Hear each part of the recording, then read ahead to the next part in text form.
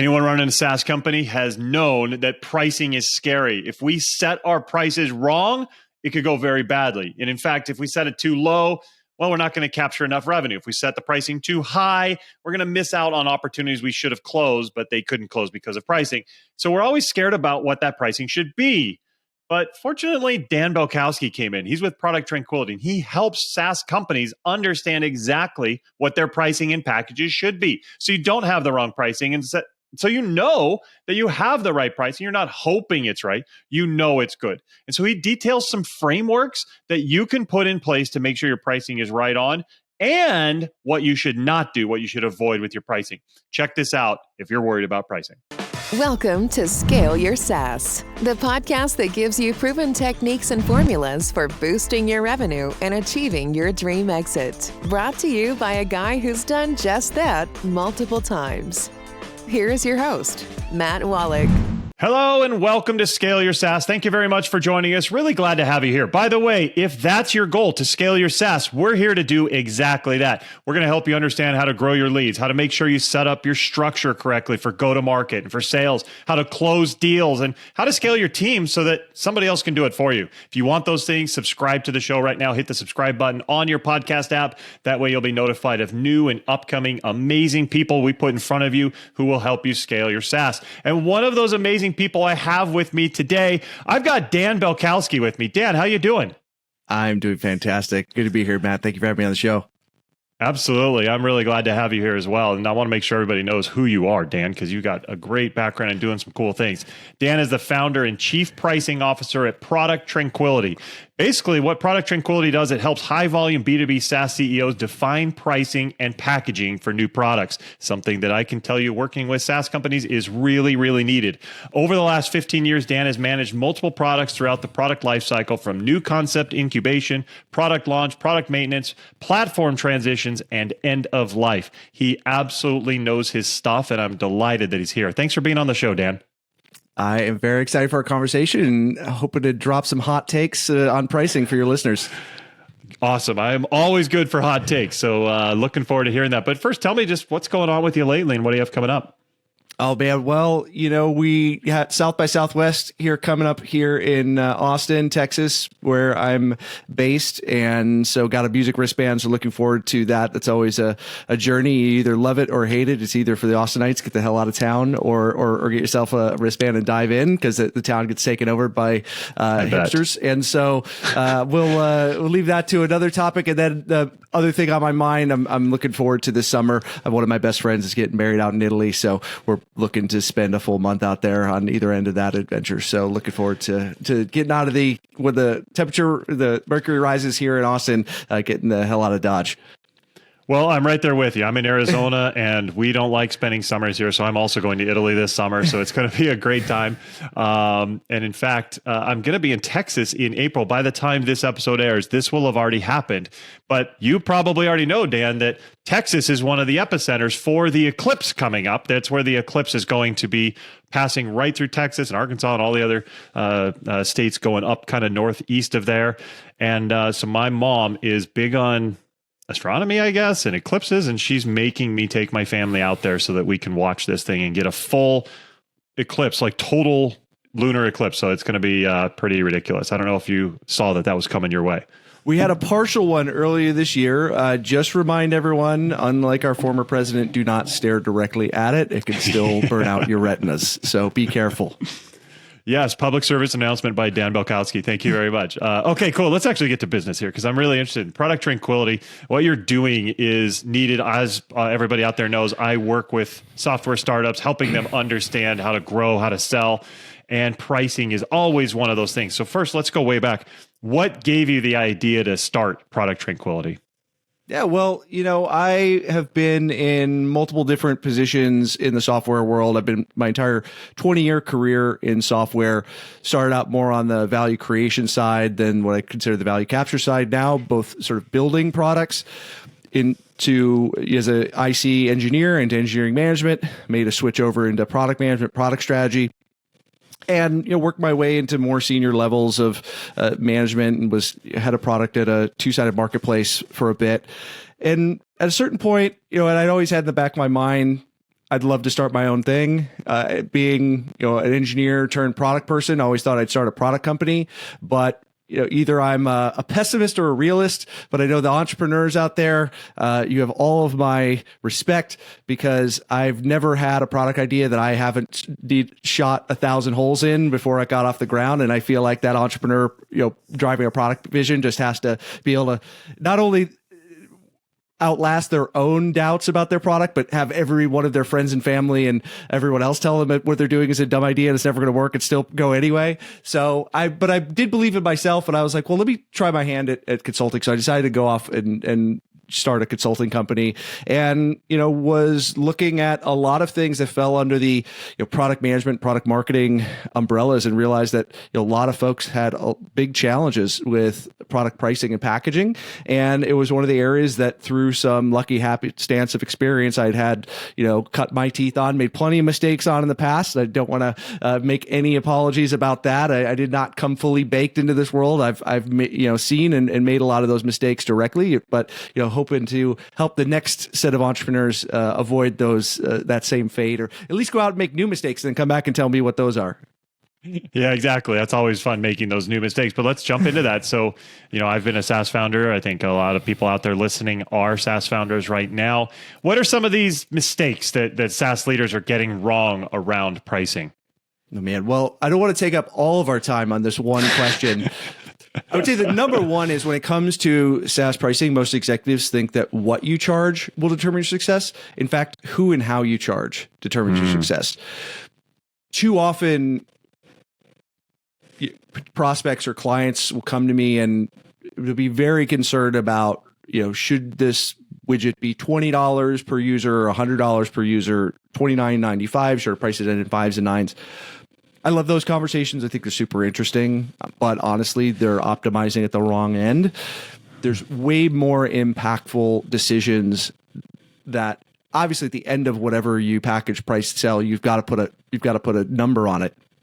But the much more impactful decisions are really understanding who the customers you're going to serve, understanding your customer segments, how they define value in the marketplace, how they have different competitive alternatives available to them, and then how we charge. So there's different elements of SaaS packaging that we talk through, and those are much more impactful. They're harder to change, and I think they don't get near as much attention as they should. Yeah, I agree. I think that's absolutely something that needs to be helped with, and SaaS founders often are struggling with that. So if you're a SaaS founder, you're moving along, you set your pricing. How do you know if it's right, or how do you know if it needs to be fixed or optimized? Well, I would say the question itself is, should something be optimized? There's always places to optimize in your business, even if you've already just gone through a work on that particular area. It could be optimized further. So I think the question is really like, how do I know it's so broken that we really need to go take some action on it? Ultimately, there's really only 3 ways to grow a SaaS business: acquisition, monetization, and retention. And I think all the oxygen in the room gets sucked up by acquisition. As the economy, especially the tech SaaS economy, started to turn in mid 2022, we started to see a little bit more focus on retention, but still monetization, I think, was kind of ignored for the most part. It's kind of viewed as this, black box magic voodoo. And so people were kind of either scared to touch it or didn't know that it was even an option. At a high level, if I'm talking to a CEO or a founder, I'm going to ask a couple of questions. Like, are you meeting your goals? Is pricing getting in the way of those goals? And I think there's something to be thought through here, which is your pricing and packaging can either be a lubricant in your go-to-market engine, or it could be sand in that go-to-market engine. It affects so many different other metrics or KPIs that you're probably tracking: the length of your sales cycle, the number of deals you win, the percent discounts that you're having to give up, how your salespeople sort of talk about the value and have. So again, this goes into both the sort of, are you able to actually operationalize what you're trying to sell? Because we don't have the right packaging thought through, then we end up in custom contracting, or we can't optimize and scale efficiently because we need humans to go manage everything. And so I think about pricing affecting all of those KPIs, and so I think about those goals at a very high level. Have you tried to do something with your pricing, like a change or an increase, and did it succeed? Do you understand? Have you done any win-loss? Do you understand why you lose deals, and what role did price play compared to other factors?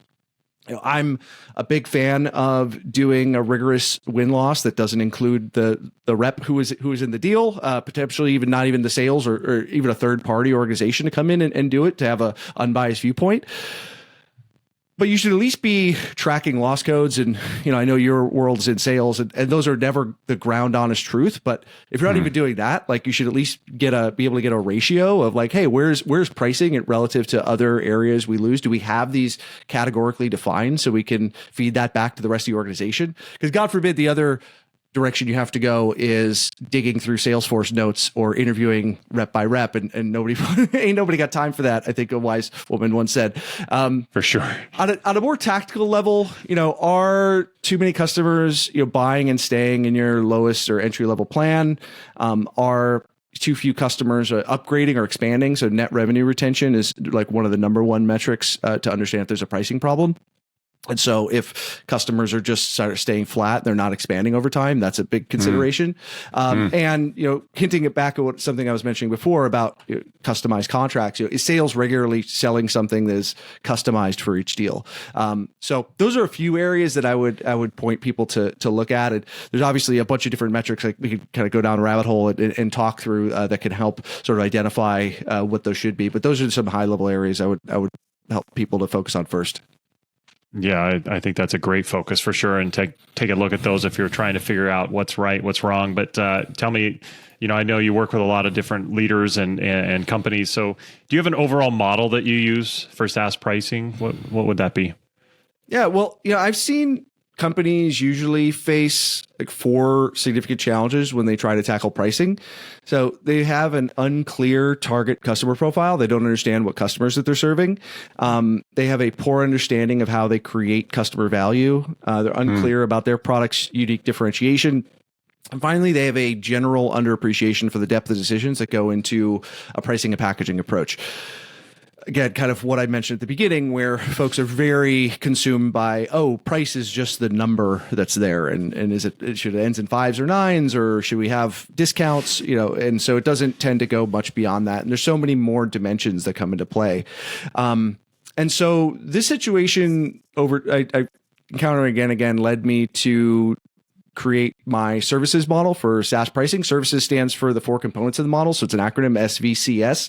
I promise it was a happy accident. I didn't plan it that way. The 4 components are segments, value, competition, and strategy. So you need to understand your customer segments first, because the context your customers are in dictates the constraints they're facing and which value drivers they view as most important. And something that, companies, going back to like, should pricing be fixed or optimized question, those value drivers for even customers you're serving today can change. If we have a major shift in macro conditions where we go from a boom cycle to a recession, all of a sudden, all of the, in the go-go days of 2020 and 2021, it was all about, how can you help me, expand my customer base, get more revenue, get more share, right? That's where people were buying your products, was to go expand that opportunity. Flip around to mid 2022, and then what most of the software companies probably lived through 2023 was, we're in the middle of cutting all of our costs, all of our, projects that aren't core to the business are getting slashed. Can you help me save costs? Otherwise, I might be cutting you. And so those value drivers can change, and it's important that we understand what those are, and also are able to have open conversations, understand how the market is faring there. As we get into the second part of the model, each segment will rank order value drivers differently. It calls them to value your product differently, and value and price are intimately related. And then third part of the model, we consider competition. So different segments will have different competitive alternatives available to them. So just stated plainly, is like, what would they use if your company didn't exist? So we can think of those first three elements, segments, value, and competition, as inputs to our overall pricing process, because your pricing power really comes from the differentiated value that you create for a particular customer segment beyond the competitive alternatives that they have available. So, and then those three elements filter down into, what I termed a strategy. And strategy I use in the Michael Porter sense of the word, where, ultimately we have to make trade-offs. Like many companies would like to be everything to everyone, but ultimately we have to decide. And what customer segments are we going to go serve, given the available segments in the market? Where are we best suited to play and win? Who are we going to target? How do we position ourselves in those customers' minds to clarify a differentiated value? And how do we make the necessary trade-offs among all the different elements of SaaS packaging, which we haven't covered in depth, the things like pricing metrics, offer configurations, pricing model, pricing preferences, in order to go and make that differentiated value clear.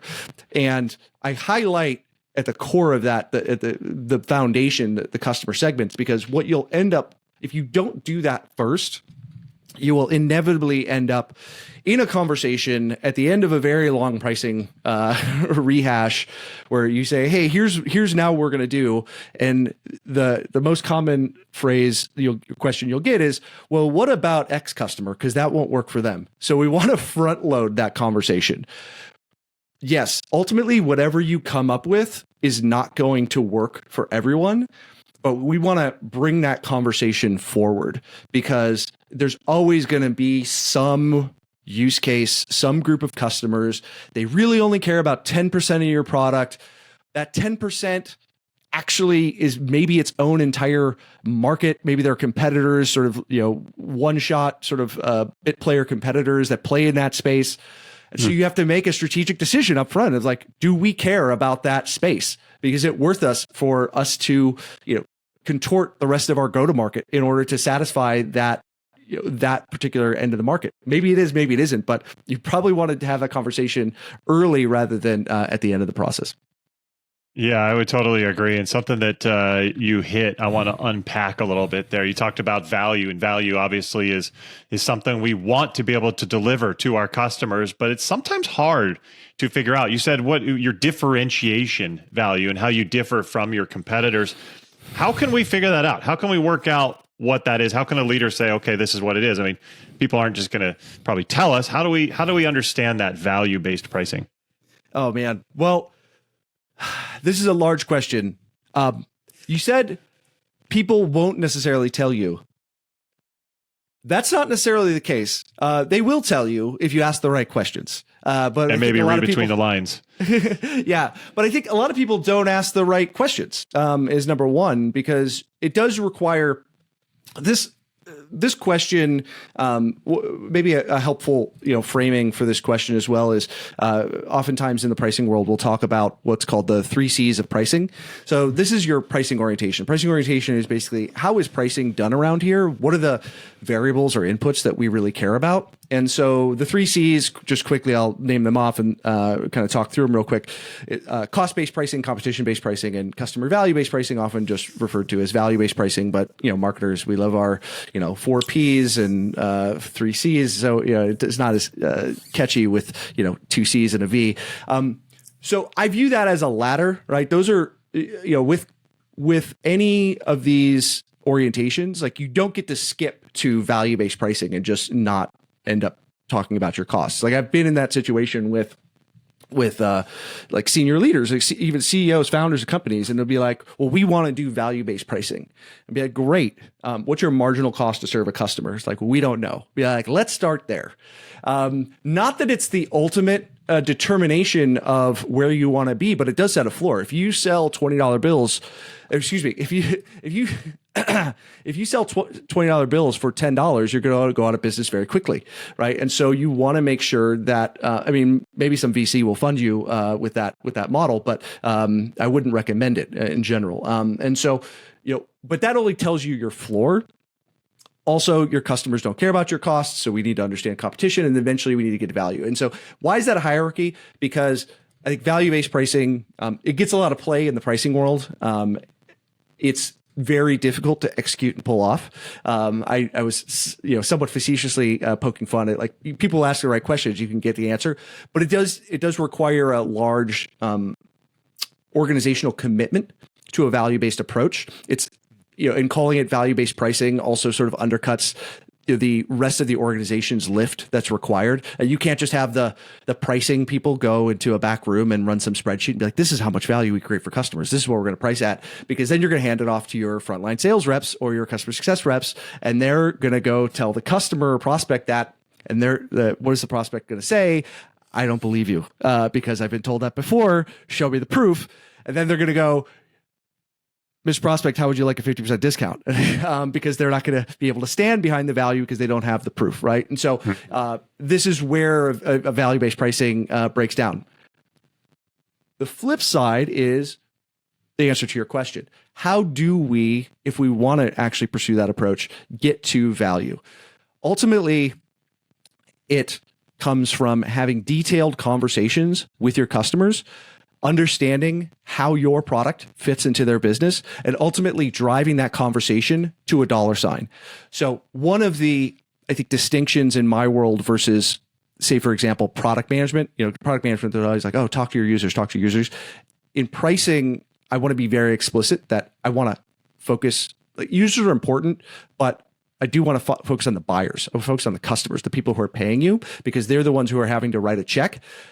And oftentimes, especially if you're in enterprise software, they're going to have to make an ROI justification, right? And so your champion is probably looking to you for help of like, how have you created value for others? Because I've got to justify spending $100,000, or whatever, $10,000, like, help me make this justification to my CEO or my CFO to write this check. So you're going to have a lot of those conversations early on that don't necessarily make it to the foundation of your pricing approach, but you're going to collect those over time, right? Because those are going to be things that happen naturally.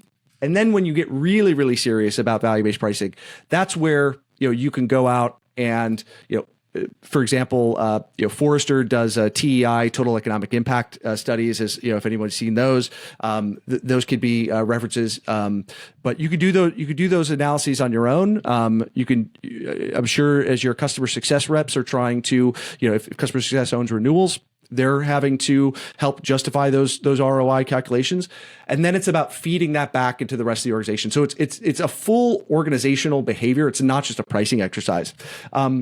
But really comes back to what I was saying before, is having those in-depth conversations with your customers, understanding how your product fits in and how you're generating a return. Are you helping them increase revenue, increase profit, decrease costs? Okay, what is the outcome that the customer's judging the value of your product by? And then, what was their situation before? What was the situation after? What were the variables that affect how effective they are? Because even if you're not going to do full value-based pricing, a lot of those inputs are incredibly useful when you are even doing a lot of the packaging conversations. Because helping to understand which pricing metric you should choose, for example, should be aligned with how you're creating value for customers. So if you're trying to align, for example, you work a lot with sales folks. The idea behind something like CRM, whether it's Salesforce or HubSpot or Pipedrive or whatever it might be, a lot of it is price per user. That's the pricing metric, because I'm helping make every sales rep on your team more efficient, more effective, closing more business. And so therefore my pricing scales with value. And so even if I'm not going to base that final number on the overall ROI I create, I still want to have those conversations up front and build them in early in the process. I love it. And one of the things you touched on in there, something that we teach and I coach a lot to my clients, is you don't always have to, when you're talking with your prospect, you don't always have to ask them the budget question. Hey, do you have budget for this? And maybe in some cases you do if you're selling to government or schools or something. But in many cases, you don't have to ask that question. You just have to get them to realize that they are losing more than what you cost. And of course, if in your early days, you can set the pricing around that, or even later days. But at least within the conversations, you're in discovery, you're learning about them, get them realizing or get them to voice that they are losing more money than your product costs. And you talked about that, to get them to equate that to some sort of dollar sign. If you ask those right questions, like you said, you absolutely can do it. So I love what you're saying. We're totally in sync here, Dan. Of course, we are out of time just right when I'm like super jazzed and excited. You're sharing some great stuff, but I want to make sure our audience can continue to learn, because you've got a lot of awesome stuff. So how can our audience connect with you and learn more from you? Yeah, I'm happy to connect with folks on LinkedIn. Dan Balcauski, just send me a note that you heard me on the podcast so I could separate it from the rest of the LinkedIn outreach spam. And also, I try to blog pretty regularly on my website at producttranquility.com, so folks can follow me there or reach out via my website. And I think we had the same inspiration. I also have a podcast called SaaS Scaling Secrets. So both of us are running podcasts for founders. So I just wrapped up season 1 there, where I interview scale up B2B SaaS CEOs. So wrapped up a 25 episode season 1 here last month, and so folks are looking to learn how to scale their SaaS from other veteran CEOs and founders in the trenches. You can always catch me there wherever podcasts are found. Beautiful. I'll have a listen myself. Sounds like a lot of fun. And we'll put all those links into the show notes. So if you're listening, you can go grab it there. But Dan, this is awesome. Thanks so much for coming on the show and sharing all this. I had a blast, Matt. Would happy to do it again. Hopefully it was valuable for your listeners. Yeah, I think it definitely will be. And thank you all for being here. I appreciate you watching and listening. Absolutely make sure you are subscribed. You don't want to miss any other amazing tidbits and anecdotes and stories and just gold like Dan just shared. So hit that subscribe, and then we will see you next time. Take care. Thanks for listening to Scale Your SaaS. For more help on finding great leads and closing more deals, go to mattwolach.com.